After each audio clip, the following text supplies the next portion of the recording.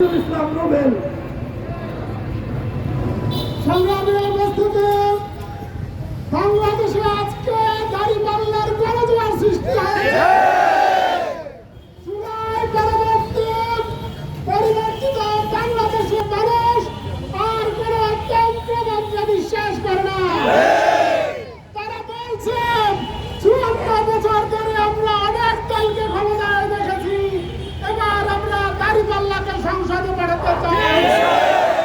আগামী দিনে ঢাকা 13 আসনে জামায়াত মনোনীত প্রার্থী জনপ্রধান ভাইকে বিজয়ী করার মধ্য দিয়ে আমরা এদেশে ন্যায় ও ইনসাফ ভিত্তিক একটা সমাজ